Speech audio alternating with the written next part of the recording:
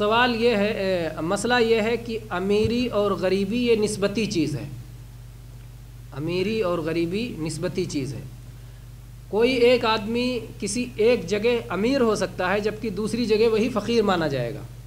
مثال کے طور پر ایک غریب گاؤں ہو، غریب بستی ہو، وہاں کسی کے پاس اگر سائیکل ہے، پورے گاؤں والوں کے پاس کسی کے پاس سائیکل نہیں ہے، ایک گھر والے کے پاس سائیکل ہے تو وہ اپنے گاؤں کا امیر ہے، اس لیے کہ کسی کے گھر سائیکل نہیں۔ دوسری بستی میں جہاں سب کے گھر موٹر سائیکل ہے، وہ سائیکل والا غریب ہوگا، یا جہاں کاریں ہیں وہاں اور غریب ہوگا۔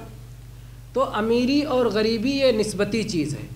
اگر وہ شخص یہ سمجھتا ہے جن لوگوں کے بیچ میں ہے وہاں امیر لوگ موجود ہیں اور اس کی ضرورتیں پوری نہیں ہوتی، مطلب بعض چیزیں ضرورت نہیں ہوتی، ان کو زبردستی کوئی ضرورت بنا لے تو نہیں مانا جائے گا، لیکن واقعی جو ضرورت ہے، جیسے گھر آپ کی ضرورت ہے، سواری آپ کی ضرورت ہے، تعلیم آپ کی ضرورت ہے، لباس آپ کی ضرورت ہے، جو ہے کیا نام ہے، کھانا اور پینا آپ کی ضرورت ہے، یہ بچوں کی شادی آپ کی ضرورت ہے، تو یہ جو ضروریات زندگی ہیں اگر کسی کی پوری نہیں ہوتی ہیں ضروریات تو وہ زکوٰۃ لے سکتا ہے۔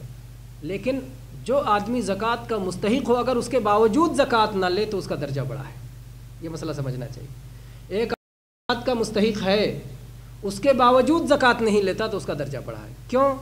کیونکہ نبی صلی اللہ علیہ وسلم نے فرمایا ہے انما ہی من اوساخ الناس، زکوٰۃ یہ لوگوں کا میل کچیل ہے۔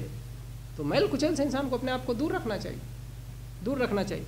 جب ضرورت مند ہو جائے اللہ تعالیٰ کی طرف سے اجازت دی گئی ہے، لیکن ضرورت مند نہیں ہے، اس کا کام چل جاتا ہے اس کے بغیر، تو زکوٰۃ نہیں لینا چاہیے، زکوٰۃ نہیں لینا چاہیے۔ اگر لوگ اسے غریب سمجھتے ہیں لا کے دیتے ہیں تو وہ اپنے پورے عزت نفس کے ساتھ کہہ دے کہ بھائی میں زکوٰۃ نہیں لیتا، اگر آپ ہدیہ دے رہے ہیں میں قبول کروں گا، زکوٰۃ دے رہے ہیں میں قبول نہیں کروں گا۔ اور اگر وہ حاجت مند ہے، جیسا کہ میں نے کہا وہ اپنی حاجتوں کو خود سمجھتا ہے، دوسرا کوئی کسی کے بارے میں بتا نہیں سکتا کتنا حاجت مند ہے، اپنی اگر حاجت مند ہے تو لے سکتا ہے۔